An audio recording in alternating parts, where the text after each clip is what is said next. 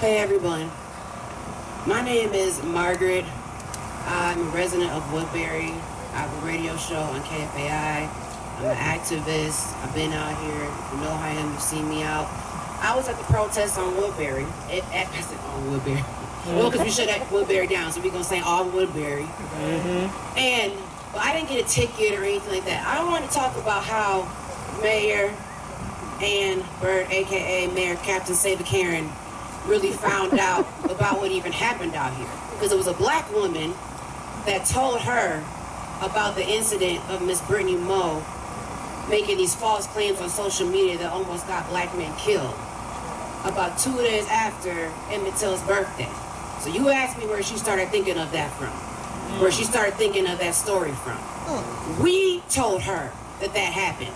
The mayor who had just put out a video about how diverse and how great the police were, had no idea what was even going on in Woodbury. And when we told him, what do you think the reaction was? Nothing. They asked us, could we not speak about this publicly? We were at a listening session this past Tuesday that was called A Bunch of BS. I don't know if we got kids in here out in the crowd. I speak to kids, so I'm gonna try to keep it PG. It was some racial and equity and inclusion and BS and BS and BS. And I came there and I told him, I said, how are you going to have a session about racial equity and inclusion and there's not a black person and a brown person, nothing up on this flyer? There's 2 white folks. Y'all messing up already. I said, see, I know what this is. It's once again, you want us to show up and give you all these ideas. You want us to spill our trauma. You want us to go back and have PTSD, all these things for free. Yep. How many times are you going to keep asking us to do things that cost us for free? That you get paid to have your bogus listening session, but no one thought we should have black and brown folks facilitating that session. And when I said that to them, they looked doe-eyed in the face like, oh my God, that hadn't even crossed your mind. But yet they sat there and had the nerve to tell us that they were allies. I said, who the hell told you you were an ally? Did you tell yourself that you're an ally? Yep. That's the same thing like giving yourself a nickname. Don't nobody call you that. I said, unless the community that you were allying for and advocating for told you that you were an ally, you were not an ally. You were an ally wannabe. You a diet ally. You ally light. Don't tell us that you're an ally. You didn't know what that means when you show up, Mayor, Save a Karen, and tell us that you don't see color. You show up to the listening sessions and tell us when we told you the requirement, one of the basic things that you have to do, because you know, you go to these things, they always want you to come with an action. You know, you got before you make a complaint, you have to have the solutions. Yet when we come to them with demands, we're told we gotta wait. They get time. We don't. Millions, all these lives could have been lost at any time. So when we came up and we told her these things, we told her about what happened, there was no reaction. She sat there with a pen and pad, took a couple notes, and then continued to constantly interrupt the black and brown voices at the rally. So when we told her what her action could be, for her to get uncomfortable, okay, because she thought she was already there because she said something about having brown nephews or something like that. You know how that go. I got black friends, I'm not racist. You know slave owners had mixed kids too. Okay. We know they had black friends, right? She told us when we said the first thing you need to do is get uncomfortable, she said, I gotta think about that. I need y'all allies to get it together. Because a lot of y'all claiming allyship and don't, if the A and the Y hit you in the face, you won't know what to do. You won't know what to do. You don't know from the jump. And nowadays, we're not even looking for allies. We're looking for accomplices. That's right. That's right. If you in the front of black and brown bodies right now, you need to look around and make sure those people got room to come through the front. You can be in the space, but don't take up space. We tired of that. And that's exactly how we got here. People in Woodbury talking about they don't see all this stuff. Man, you go in any of these Woodbury groups, in these Woodbury moms, Woodbury neighborhood groups, oh, you're going to see all the racism. But council member, Steve Morris or whatever, said he don't see that Woodbury. I said, because you got the privilege to not see that Woodbury. But you're not looking for it. It's all over social media. So these are the same people. This is the same mayor that first put up a video talking about how great the police were. And then 2 days later, or 3 days, however it was denounced that same police. Saying, no, these things ain't happening. It wasn't like they said they were, blah, blah, blah. But I bet you, if the police would have said, oh no, this did happen, oh, she'd have been 100% behind them. Yep. Absolutely, these men jumped out of this Escalade, came all the way to Woodbury to abduct this woman. These are the type of people that we're dealing with. This is the fake allyship that we're dealing with. So really, I really came up here to talk to a lot of allies because we in Woodbury, it'd be more white folks out here than it'd be black and brown. Because look where we at, right? Yep. So I'm gonna need you to check yourselves and make sure that you actually ask somebody, that someone from that community actually told you that you were an ally before you waving this fake ally flag. And don't think if you out here and you out here right now looking suspicious, don't think we don't see you either. Listen! Because we see you. We see you asking questions in the back. We see you talking to our security, trying to figure out what's going on, texting on your cell phone, being on social media to report what's going on. We see everything, and that's why that march was called When They See Us, because you're going to keep seeing us. And I'm going to say right now to Mayor Amber, Mayor Captain Save a Karen, Mayor Save everybody that looks like herself, that if anything from this moment on, any blood is shed, the next time a false report is made, that's on your hands. Yep. That is on your hands. Don't come to us begging for us to give you free information again of what you can do for the community. They told us that we had to wait until September for them to get in order all the ideas that we had to put all these black and brown folks in office, to have the committees that they need to have to make change. We gotta wait till September. Too many black men could have died this past weekend just from that false report. Yup. All right? So allies, check your allyship. Make sure that you're not taking up space and making space for those who this movement is about. Right. Because the last time what did happen on Saturday, when I was at the rally, this young white girl had her cell phone out, trying to be a reporter, trying to do what I do. Can't do it.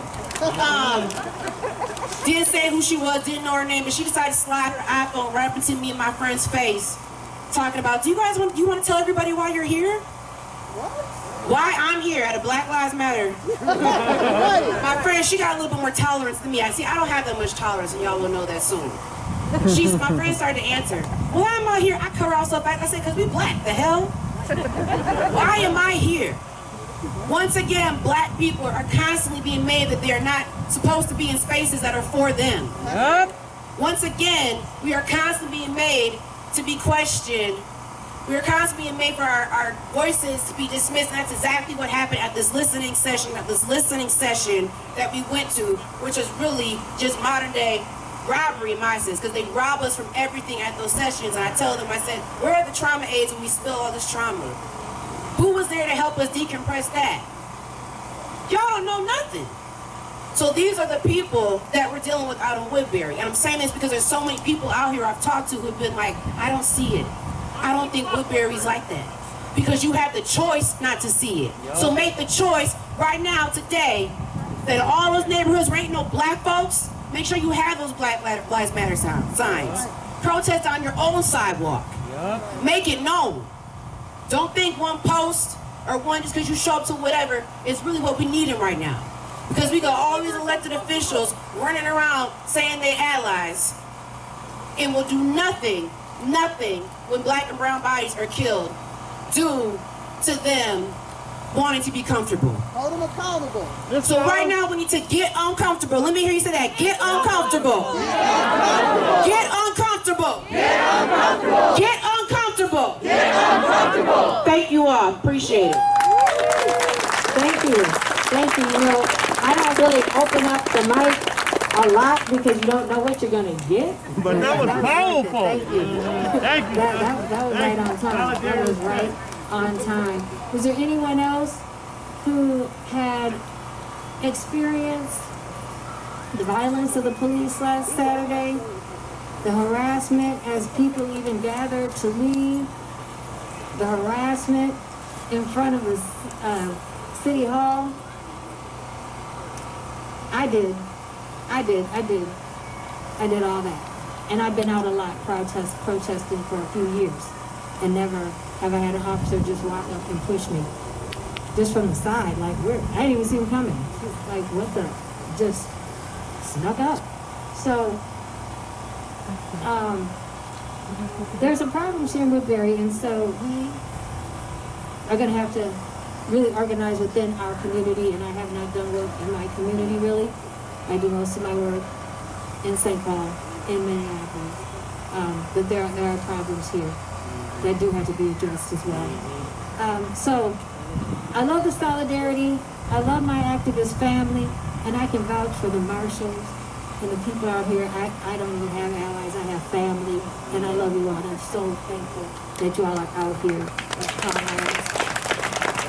We do a lot of work together, and it's, you know, no big eyes and little U's. We are all a part of this, and I appreciate everything that everyone does. For people who, you know, show up bringing water, you know, to be so thoughtful for that great water on a hot day. Someone brought me goggles, you know, just so many different things. Oh, absolutely. I was going to call you up anyway, because you were this is our sister here. She is a longtime activist. I call her my day one. I'm the aunt of Marcus Golden, who was killed by St. Paul police in 2015, and she was at that first protest. And has been out, and I've seen her ever since, and I love my sister. So, yes, I was going to have you speak for sure. And she did show up last Saturday, and she was out there. So, Monique is being extremely humble. Listen. She has been everybody's rock. Yes. I didn't realize, so one, I didn't know her when my first march was for Marcus Golden. And I walked to the front. I held the banner in front of the Capitol, and I had no idea who she was at that point. But I knew that Marcus Golden was somebody important. So then, as I'm doing more Black Lives Matter, and Chantel can attest to this. So we lose a very, very good friend, which guns up, guns down, love up. We lose a very, very good friend, and I watched her come in selfless and do her magic. She's like, we need this, we need this, we need this. And she set it up, we can go here. And she does that every time there is a death within the community for the family.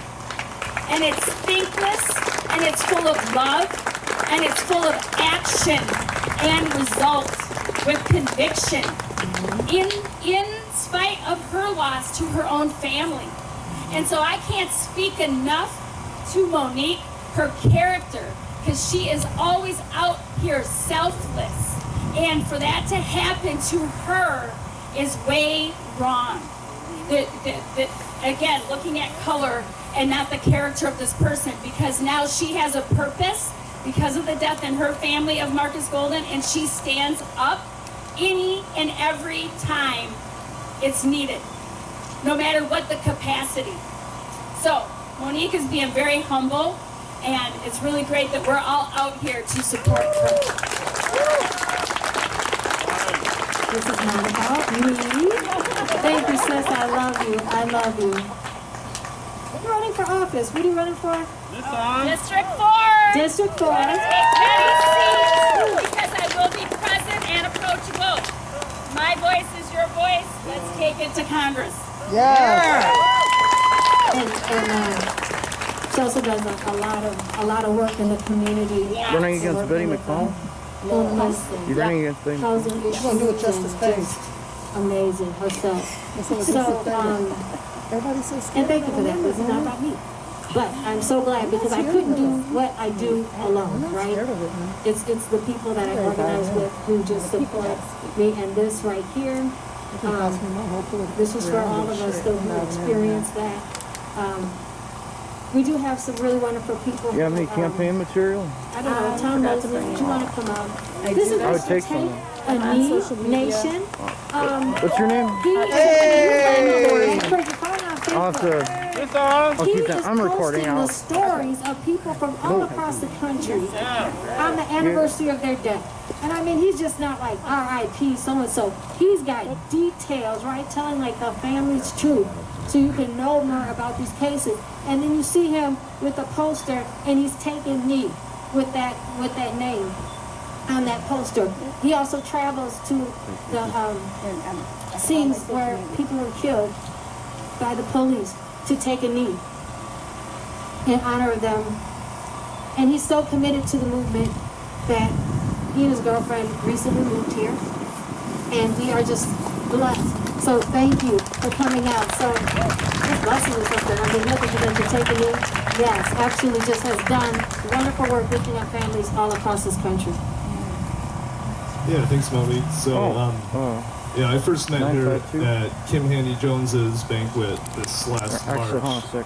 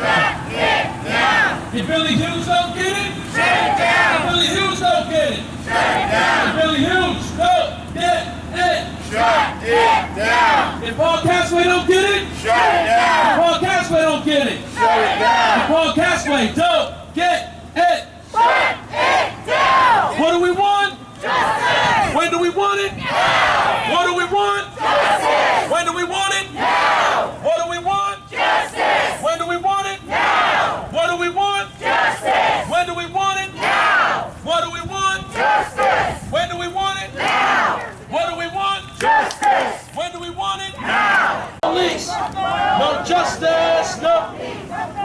Prosecutor. No justice. No. Prosecutor. No justice. No. Prosecutor. No justice. No. Prosecutor. No justice. No.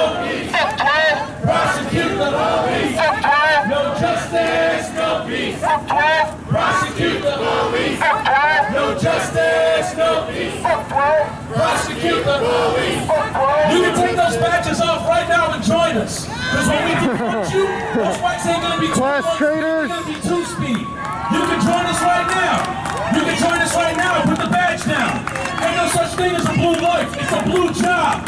This is our lives. These are our lives. That's your job. You wake up every morning wondering why you got to put a gun on and chase down brown folks. And you're wondering right now, you're trying to look real cool, but you're going to go home and cry yourself tonight. Wondering why the police have such a high domestic abuse rate. Why they got such a high DUI rate. Why they losing their damn minds. Because it ain't natural to have a gun and a badge chasing black folks. You want to protect this white neighborhood? Have fun. But we're out here standing for our lives. I see your smirk. I see your smirk. But get ready, because when you get defunded, that's going to be a two-speed.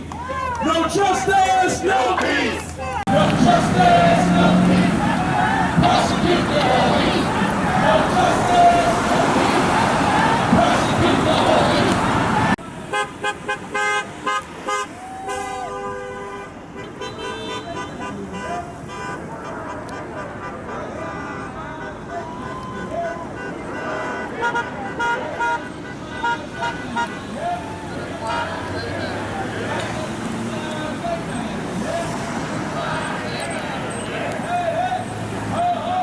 These racist cops don't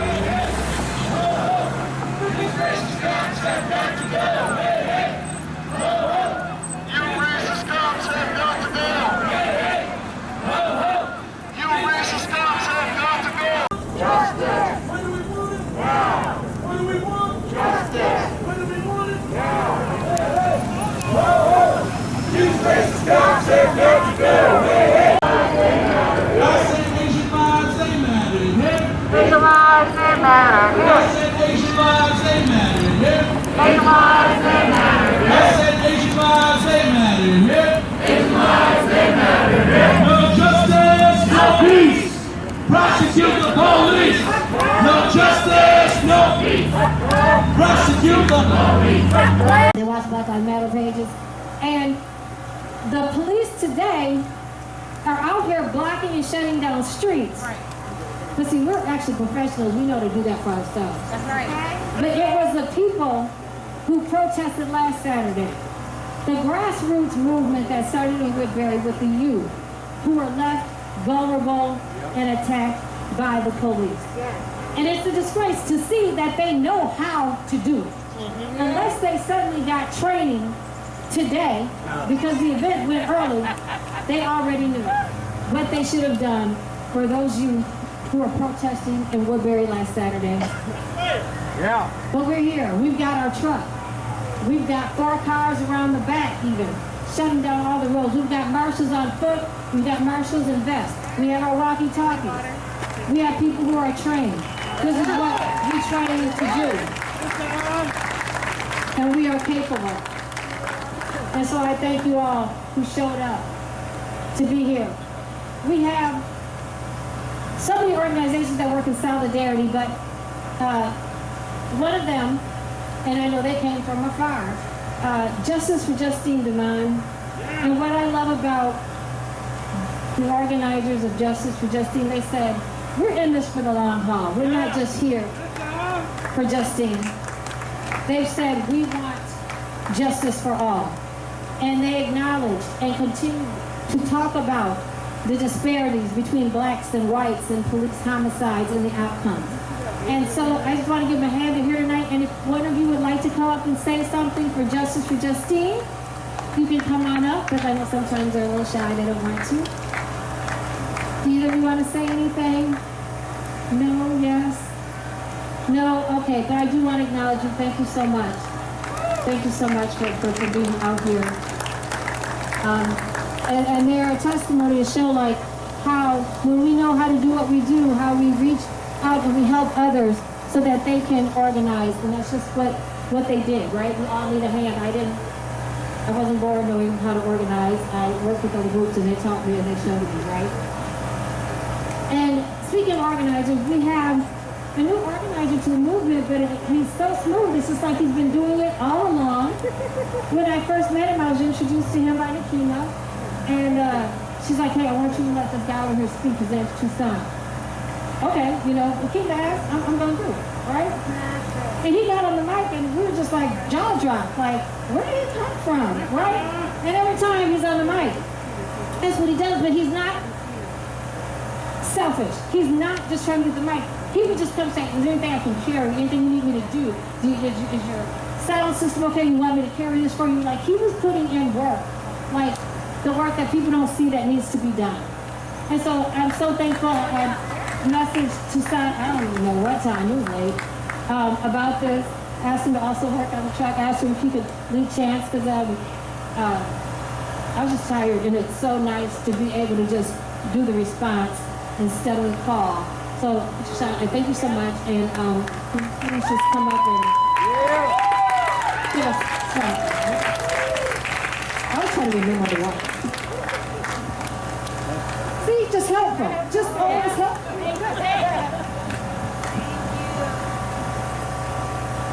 I know that Monique is saying this isn't about her, but can we say thank you, Monique? Thank you, Monique. Thank you, Monique. Thank you, Monique. Thank you, Monique. Not a lot of people would put this together last minute and get this many people out and put all this action forward.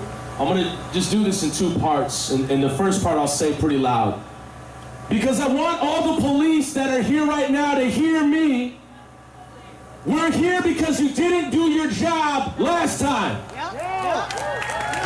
If you had done your job last time, we wouldn't be here. And I know that you feel attacked right now. I know that you feel victimized right now. I know that you got your union on speed dial right now. But what I'm here to tell you is that blue lives do not exist. You have a job. You have a job, and you can quit it today. You can put that badge down. You can put the legacy of being a runaway slave hunter down. And I know that you have a heart as much as people say that you don't. And you're on your bike right now looking off in the distance, and you're trying to act like you don't hear me. But I know that you feel me. I know that you see us. I know that you're a human, and I know that you wake up every day wondering, why am I putting on a badge and carrying a gun in Woodbury, of all places? The cops in Woodbury might as well roll like the cops in Japan. No guns, just carry a stick. Dog, ain't nothing gonna pop off here. Why are you militarized? Why are you militarized? Have you ever researched the psychology of what your job is doing to you? It is turning you into something that is not human. It is turning you into somebody that you are not. It is turning you into someone that you have to ask yourself the question, is this who my mother wanted me to be? Is this who my father wanted me to be? To go around here and shove black women on a Saturday. Monique Colors Doty has been doing more work than you, sir, on your bike, whatever you're chewing, sesame seeds, and has not been getting paid for it. She has been doing more work than you and has not been getting paid for it. That is an example to you that you can follow the lead of black women and do the right thing. Still, you have an open invitation to put the badge down and join us. You can quit your job today and you can start doing the right thing. Now, to speak quickly, I'm sorry, Monique, I take up too much time. I left my job at Twin Cities Public Television, PBS, when they didn't say anything about George Floyd for a week. I know that we want to point the proverbial finger at WCCO, Care 11, or any other major media outlets that make money, but a media outlet that white people in mass support, our governor supports, does not tell the stories of black folks, does not tell the reality of black folks. And I quit that job. I started on a show called America from Scratch. And it was written by a white man that handed it off to bodies of color. And he knew he was handing it off because he couldn't tell it. And he did the right thing by handing it off. But the problem is that he's locked in that building. He can't work outside of a soft, nonpartisan, objective, white comfort level. He couldn't work outside of that. But he knew that if he handed it to black voices, they could maybe do something. But we couldn't. Because it's a media outlet that doesn't tell the stories of black folks. It won't even say when a modern day lynching happens. And I called it. Right when I left, I said what they're gonna do, they're gonna find the oldest black employee, they're gonna have him host a documentary about slavery or racism or both. We go hand in hand, and they're gonna present me. And what do? They had a black employee present a documentary about the 100th anniversary of the lynchings in Duluth. June 14th, 1920, on 1st and 1st in Duluth, they hung 3 black men.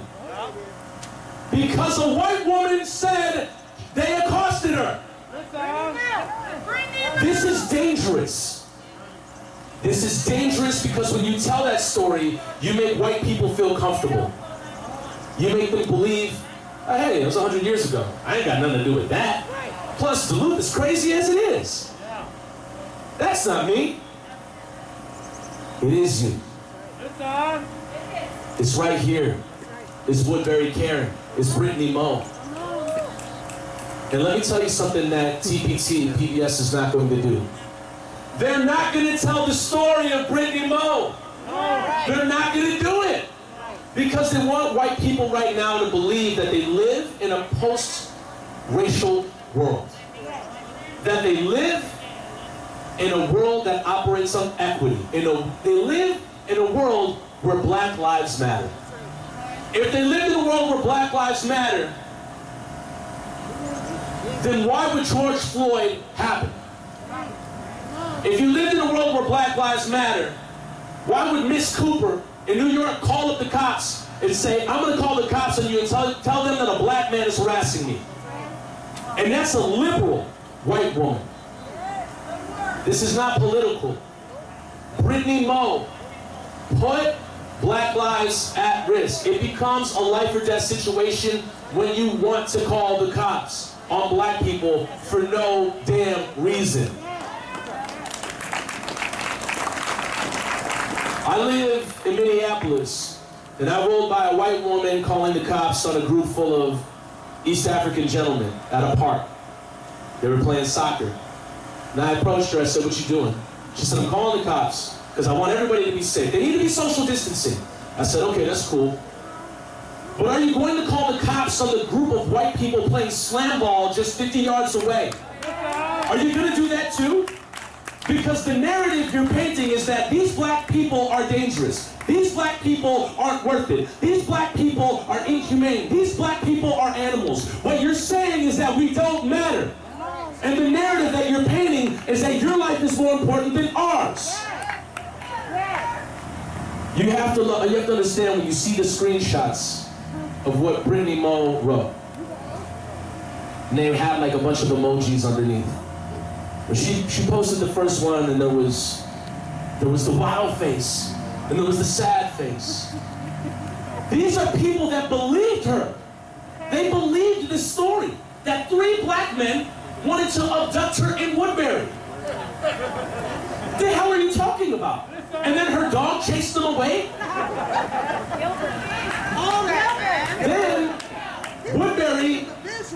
Woodbury had a minutia, and I'm being very, very, very nice when I say this, a minutia of humanity to say that there was no cause for nothing happened. There was no abduction, no attempt.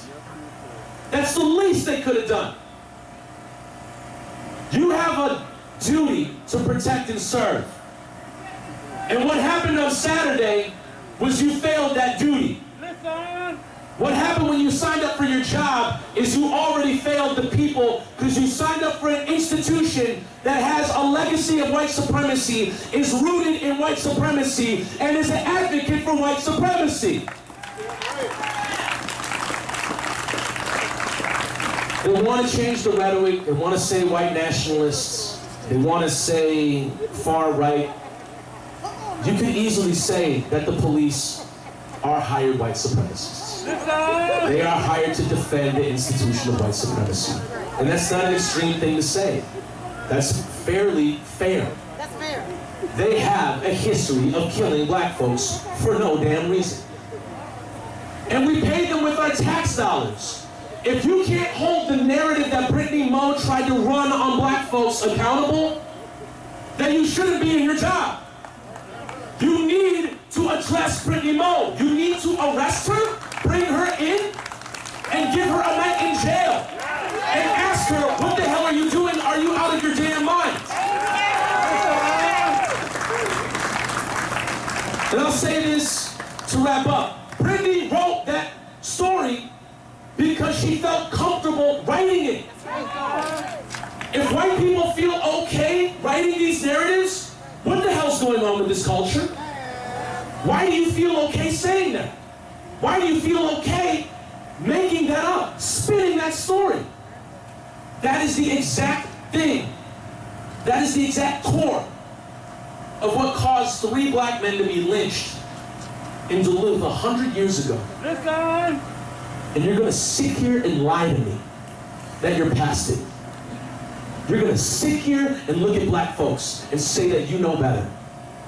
You're going to sit here and act like you got some damn sense.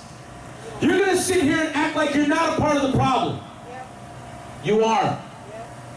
And like my sister said earlier, we ain't allies. And we need y'all to be an accomplice.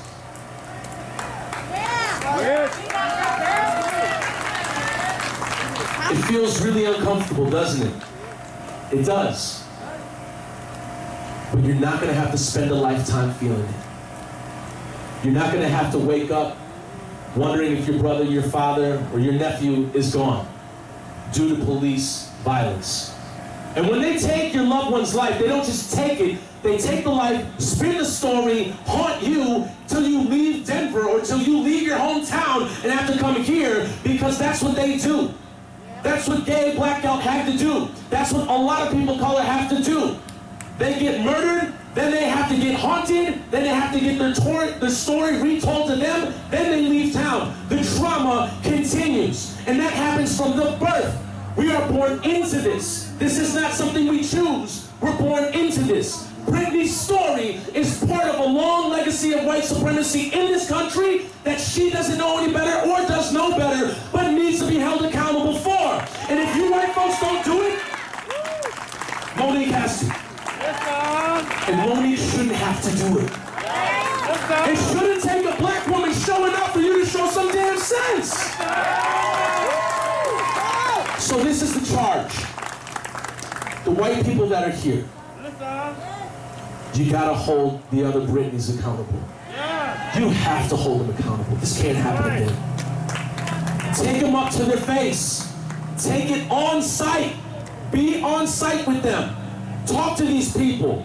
You don't have to shame them. You don't have to attack them. Just hold them accountable. That's the least you could do. That is the bare minimum. You're here to normalize not doing the bare minimum. You're here to normalize showing up. You're here to normalize speaking out. You're here to normalize being an accomplice. Keep that going. If we don't get no justice, if we don't get no justice, if we don't get no justice, if we don't get no justice, all power to the people. Wow, thank you. Thank you so much, Tucson. And once again, it's all of us together, right? And it was the people who sent me the screenshots and let me know what was happening. So you're amazing. I also want to give a shout out to our journalists and independent media and photographers for showing up time and time again. You know, the police were so aggressive last time I talked to you. I was like, look, I need you out there early. They may be bothering us in the parking lot because, you know, stuff goes viral when King D does it. But thank you all. I'm looking for our brother in the back. He's a photographer. I don't know his name, but he's been out here. But I saw him when protesting. I saw him up on the truck, and I was driving the truck. HP. I saw him up on the truck when we were protesting last night. I was like, I'm driving the truck. I'm like, how'd you get up there? Then I saw another coach. You're on top of a basketball hoop, and as a mother, I'm just concerned.